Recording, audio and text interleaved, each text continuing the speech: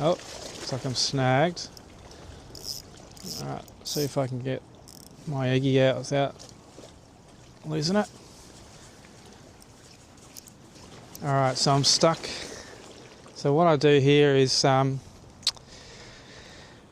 don't pull the rod backwards like so and try and pull the line, because that's just going to further entrench the lure into the weed. So what I do is I try and whip the eggy bit by bit out of the weed. So I'm going to try that now. I'll try and demonstrate for you guys, and if you're not familiar with this technique, it's very effective. Alright, we'll see how we go. So what I do is I just hold the spool as well. That'll stop the line from coming out, and then I'm just going to do some quick lifts, and then hopefully I'll be able to free that eggy out.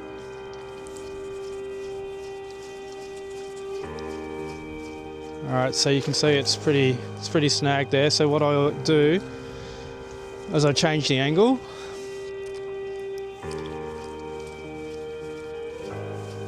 So what I'm trying to do is I'm just trying to rip it out, even if it's millimetre by millimetre. You've got to keep changing the angle. But it seems like I am snagged pretty good.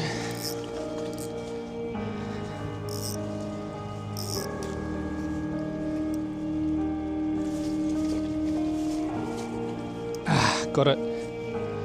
So it is a bit hard work, but I've seen people in that sort of situation. They just pull the rod back and try and get the eggy out that way, and then what they end up doing is they end up breaking the line, and then they lose their jigs. So I mean, this is the sort of weed that you're trying to get through. So you just got to rip it out bit by bit, just like how I was doing it before, and then 9 times out of 10 it'll come free.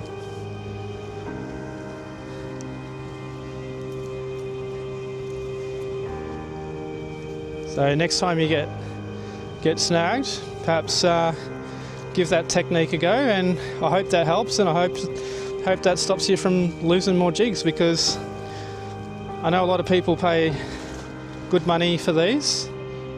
I used to buy the expensive ones when I first started. You know, I used to pay upwards of $25, $30 just for one eggy, but these days I just buy the cheap ones. You know, I don't really spend any more than $10 on an eggy. You don't really need to. I've caught so many squid on cheapo $5 jigs. There's really no need to spend, you know, $30 on an eggy. I mean, I understand that some of the designs are a bit better than the cheap ones, but that's just mainly so you can get casting distance.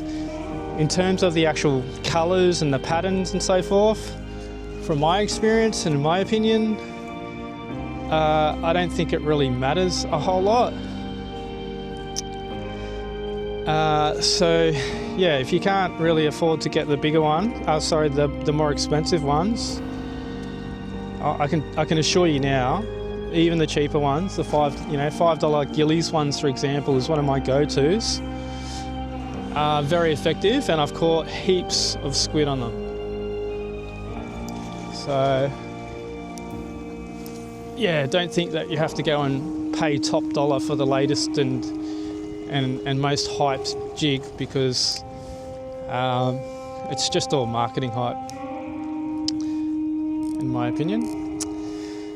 But you know, I guess if you have any comments, or if you have any thoughts on eggies that you'd like to share, feel free to drop them up in the comments. It's always good to hear other people's perspectives, and I think it's always good that, you know, people can put their point across and have a discussion about certain things like that. We can all learn from each other. I don't claim to be,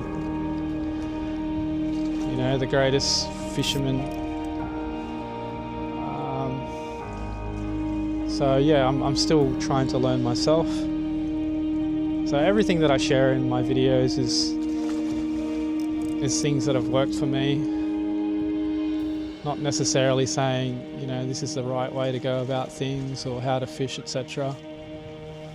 But, you know, if you can find something useful out of my content, that makes me feel good.